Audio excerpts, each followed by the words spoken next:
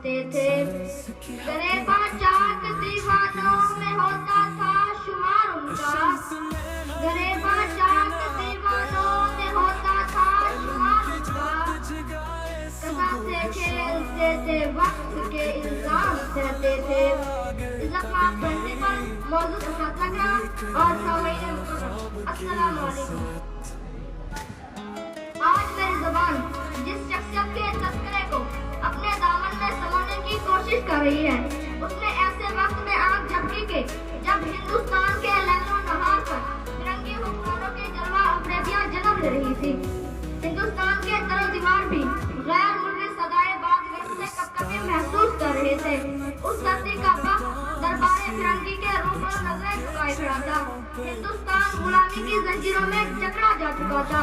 مغلیہ سلطنت کے صورت غروب ہوئے 19 برس کا عرصہ بیت چکا تھا کہ دسمبر 1876 کے یکبستہ مہینے میں 25 تاریخ کو پیر کے روز صبح کے وقت نور کے تڑکے میں ایک بچہ سرزمین کراچی پر جنم لیتا ہے.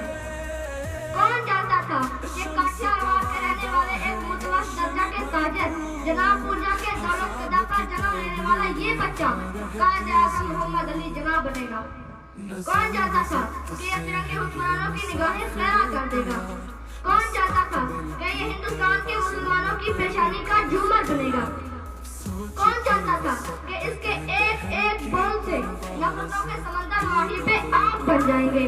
کون جانتا تھا کہ اس کے لبوں کی حرکت فرنگیوں کی راتوں کا چین اور دنوں کا سکون برباد کر دے گی. ارے کون جانتا تھا کہ اس کے الفاظوں کی بجلیاں فرنگی ایوانوں میں زلزلہ برپا کر دیں گی. کون جانتا تھا کہ یہ بچہ نعرہ تکبیر اس گن گرد سے بلند کرے گا کہ جس سے فرنگی کمار خانوں میں سلامی و جام ٹکرا جائیں گے. کون جانتا تھا کہ یہ بچہ ایسا قافلہ سالار ہوگا کہ جس کی منزل راستے کا گرد و غبار بھی اوجھل نہیں کر سکے گا. کون جانتا تھا کہ اس کی رکت قلب نافذوں کے خون کو آتش گیر مادہ بنا دے گی. کون جانتا تھا کہ اس کی آنکھوں کا اشارہ انگریزوں کے نالین در بغلین کر دے گا. کون جانتا تھا کہ عظمت رفتہ کی تلاش میں بھٹکتے مسلمان اس کی ایک صدا پر جان ہتھیلی پر رکھ کر دوڑے چلے آئیں گے. لیکن سنو آج کے مکینوں، پھر جس نے فلک نے یہ نظارہ بھی دیکھا کہ یہی بچہ مسلمانوں نے ہند کی دل کی ایسی دھڑکن بنا کہ جس کی شخصیت و کردار نے اور جس کی قیادت کے طوفان نے فرنگی کی فرنگیت کو خس و خاشاک کی مانند بہانے کی دنیا میں نہیں خواب ہے قدم قدم پہ بڑھ چلتے. ہم لے کر رہیں گے آزادی. حق ہے ہمارا آزادی. ہم لے کر رہیں گے آزادی.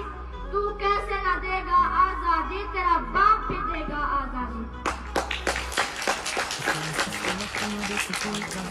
میرے قائد کے عظیم سپاہیوں، مسلمانان ہند نے قائد اعظم محمد علی جناح کی قیادت میں 14 اگست 1947 کو آزادی حاصل کری.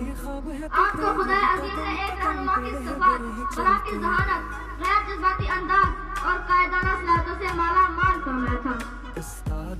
آپ نے اسلامیہ نے ہند کو بھولا سبق یاد دلاتے ہوئے فرمایا تھا کہ مجھ سے اکثر پوچھا جاتا ہے کہ پاکستان کا طرز حکومت کیا ہوگا. حکومت کا تعین کرنے والا میں کون ہوتا ہوں؟ پر مسلمانوں کا طرز حکومت آج سے 1300 سال قبل قرآن نے وضاحت کے ساتھ بیان کر دیا. ملت اسلامیہ کے عظیم قائد محمد علی جناح نے 11 ستمبر 1948 کو دائی اجل کو لبیک کہا تو ہر اشک بات جب شہر کے کانوں تک پہنچی تو یوں طرح اٹھا کے چراغ تھا جو نور کے جلوے میں تا سہر گیا. چراغ تھا جو نور کے جلوے میں تا سہر گیا. شہاب تھا جو ٹوٹ کر جہان سو بکھر گیا. وہی تو ایک شخص تھا ورق ورق پہ نقش تھا. وہی تو ایک شخص تھا ورق ورق پہ نقش تھا. بچھڑ گیا